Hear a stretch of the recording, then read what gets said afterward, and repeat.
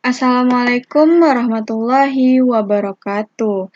Di sini saya sebagai perwakilan kelompok saya akan menjelaskan tentang mata kuliah pendidikan anti korupsi. Langsung saja ke PowerPoint-nya. Di sini saya akan memperkenalkan kelompok saya dulu.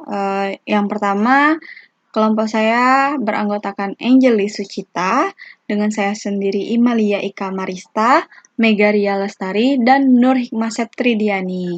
Nah, di sini kami kelompok akan membahas tentang pendidikan anti korupsi. Pertama-tama kita akan membahas apa itu korupsi. Korupsi di sini adalah suatu tindakan penyalahgunaan jabatan atau wewenang yang dilakukan oleh seorang demi mendapatkan keuntungan pribadi. Nah, apa saja sih faktor penyebab korupsi? Faktor penyebab korupsi itu ada dua. Yang pertama yaitu faktor internal, yang kedua faktor eksternal. Faktor internal itu apa sih gitu? Faktor internal yang terdapat yaitu sifat tamak, sifat dalam diri manusia yang menginginkan sesuatu melebihi kebutuhannya dan selalu merasa kurang. Gaya hidup konsumtif, perilaku manusia yang selalu ingin memenuhi kebutuhan yang tidak terlalu penting sehingga tidak bisa menyeimbangkan pendapatan dengan pengeluarannya. Yang kedua, faktor eksternal, yaitu ada faktor ekonomi, faktor politik, faktor organisasi, dan faktor hukum. Nah, bentuk-bentuk korupsi yang pertama yaitu bribery atau penyuapan. Yang disebut dengan bribery atau penyuapan adalah suatu tindakan memberikan uang atau imbalan kepada pihak lain yang dilakukan oleh seseorang atau sekelompok orang untuk mendapatkan apa yang diinginkan, menyampaikan informasi tentang fake akademik kepada masyarakat luas. Yang kedua, bentuk korupsi yang kedua yaitu embezzlement atau penggelapan. Adalah suatu tindakan kecurangan dalam bentuk penggelapan sumber daya orang lain atau organisasi untuk kepentingan pribadi. Yang ketiga, fraud atau kecurangan adalah suatu tindakan kejahatan ekonomi yang disengaja di mana seseorang melakukan penipuan, kecurangan, dan kebohongan untuk mendapatkan keuntungan pribadi. Yang keempat, favoritisme atau tindakan pilih kasih, yaitu suatu mekanisme koruptif di mana seseorang atau kelompok menyalahgunakan kekuasaannya yang berimplikasi pada tindakan privatisasi sumber daya. Yang kelima, extortion atau pemerasan, yaitu suatu tindakan koruptif di mana seseorang atau kelompok melakukan ancaman secara lalin kepada pihak lain untuk memperoleh uang, barang, dan jasa atau perilaku yang diinginkan dari pihak yang diancam. Yang terakhir, gratifikasi pemberian kepada pejabat pemerintah atau PNS berhubungan dengan jabatannya, memberikan fasilitas atau kemudahan urusan perizinan, bersifat balas budi, ucapan terima kasih, dan tidak memerlukan kesepakatan. Input dan output.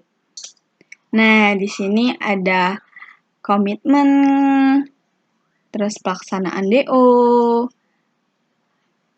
evolusi atau cek atau perbaikan, aktor, respon. Nah, itu semuanya itu ada di pengelolaan data. Contoh korupsi. Dari pengertian korupsi dan jenisnya tadi yang sudah saya jelaskan, kami akan memberi contoh nyata sederhana tentang korupsi dari kehidupan kita sehari-hari. Nah, untuk membahas yang tadi, kalian bisa menonton sejenak contoh korupsi di dalam kehidupan kita sehari-hari. Thank you, selamat menonton.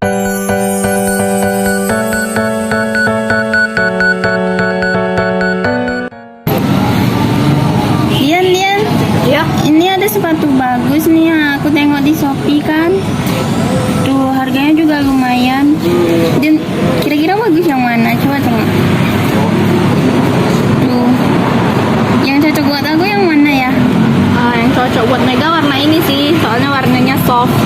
Yang ini ya.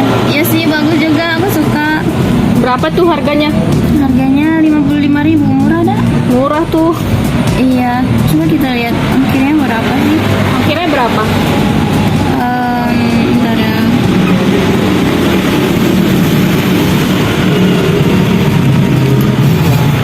Akhirnya sih di sini dari jet 10.000. 10.000, wih, murah tuh, ongkir 10.000.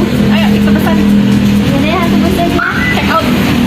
Check out keranjang Shopee-nya. Udah aku check out. Oke, berarti perkiraan nyampenya berapa tuh?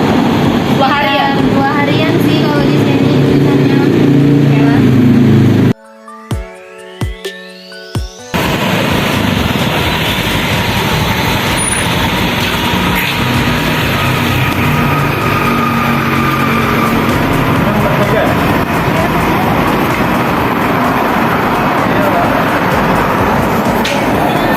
Jadi ongkirnya 30. 30? Loh, 30? Kemarin di aplikasi cuma ya bener mas 10.000 loh kemarin. Gimana ya? Kemarin di aplikasinya cuma 10.000 kok. Ya, ya udahlah, dibayar. Ya.